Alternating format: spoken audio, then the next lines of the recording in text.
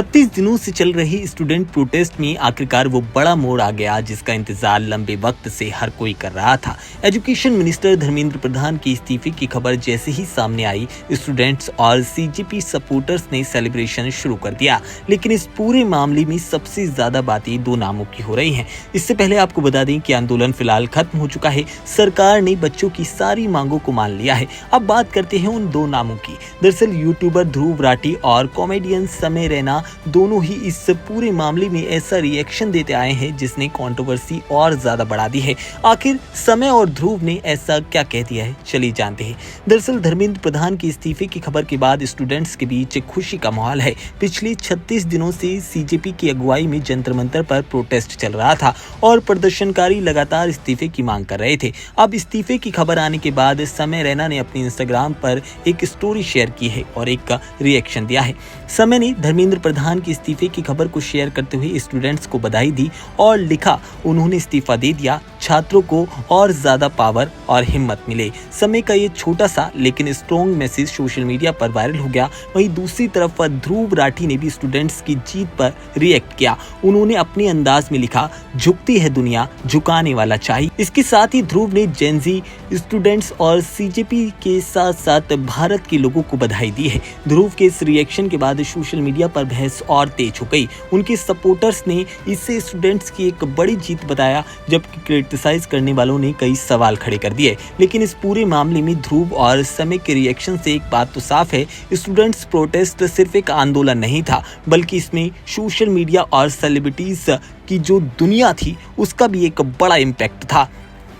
इन सब के बीच स्टूडेंट्स की सारी मांगों को सरकार ने मान लिया है। इसके साथ ही सीजेपी की तरफ से भी इस आंदोलन को खत्म कर दिया गया है और अब सभी स्टूडेंट्स वापस अपने घर लौट रहे हैं। इसके साथ ही आपको बता दें, जो मेट्रो स्टेशंस के गेट बंद कर दिए गए थे उन्हें भी खोल दिया गया है और सभी से अपील की जा रही है कि अब वो अपने घर वापस लौट जाएं। उनकी मांगों को मान लिया गया है और ये प्रोटेस्ट अब भारत के इतिहास में दर्ज हो चुका है। पिछले कुछ दिनों में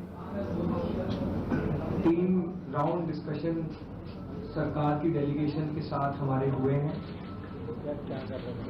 37 दिनों से जो हमारा जंतर मंतर पर प्रदर्शन चल रहा था, उस प्रदर्शन की 3 मुख्य मांगे थी। धर्मेंद्र प्रधान जी का इस्तीफा, जो भी लीगल केसेस प्रोटेस्टर्स पे, ऑर्गेनाइजर्स पे फाइल किए गए हैं, उन एफआईआर्स को, उन केसेस को विड्रॉ किया जाए और कोई भी फ्यूचर केसेस प्रोटेस्टर्स या ऑर्गेनाइजर्स के साथ के अगेंस्ट ना लिए जाए।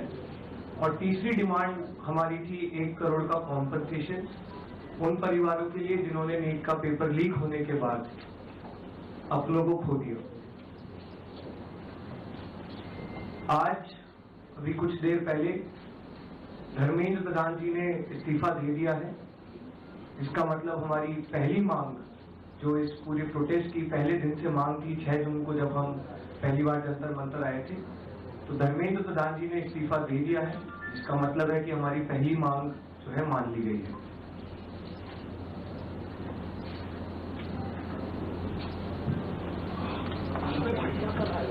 साथ साथ जो हम लोगों की दूसरी मांग थी कि सारे एफआईआर्स जो सारे प्रोटेस्टर्स के खिलाफ फाइल किए गए हैं अभी तक, सिर्फ दिल्ली में नहीं लेकिन सारे बीजेपी रूल्ड और बीजेपी एलाइड स्टेट्स में, वो एफआईआर विड्रॉ हो जाए।